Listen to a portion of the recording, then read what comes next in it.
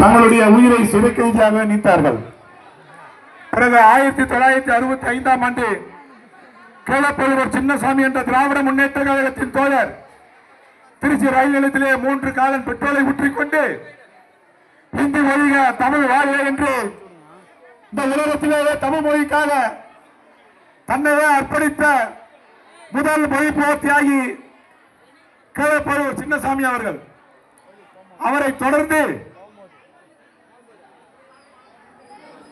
கோடம்பாக்கம் சிவலிங்கம், விருங்கம்பாக்கம் மரகநாதன், கீரனூர் முத்து, சத்தியமங்கலம் முத்து, மாணவர் ராஜேந்திரன், விராலிமலை சண்முகம், பீலமேடு தண்டபாணி, மாயவரம் சாரகபாணி என்று நூற்றுக்கணக்கான தோழர்கள் தங்கள் தன்னுயிரை ஈர்த்து தமிழ் மொழியை காத்து நின்றார்கள். இந்த தமிழ் மொழிக்காக இத்தனை பேர் செத்தானே, இந்திக்காக ஒரே ஒருத்தனால் செத்தான்னு சொல்லுங்க.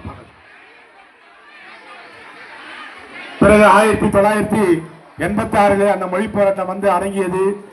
மொழி போராட்டம் ஒவ்வொரு முறையும் ஒத்தி வைக்கப்படுகிறதே தவிர, தள்ளி வைக்கப்படுகிறதே தவிர அது நிரந்தரமாக நீக்கி வைக்கப்படவில்லை.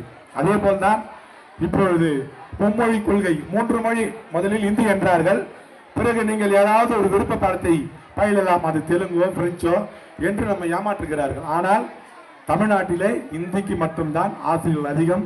ஏற்கனவே மாணவர்களுடைய சுமை அதிகம். மீண்டும் ஒரு பாடத்தை அவர்கள் படிக்க விரும்பவில்லை.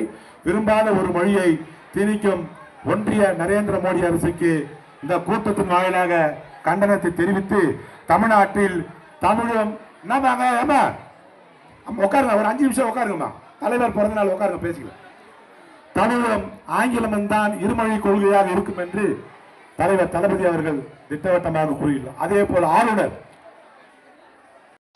தமிழ்நாட்டில் இங்க இருக்கிற தாய்மார்களும் காலையிலிருந்து இரவு வரை வேலை செஞ்சு கலைஞர் மகளிர் உரிமை தொகை மாதம் தோறும் 1000 ரூபாய், வருஷத்துக்கு 12,000 ரூபாய், 5 வருஷத்துக்கு 60,000 ரூபாய் வாங்குறீங்க.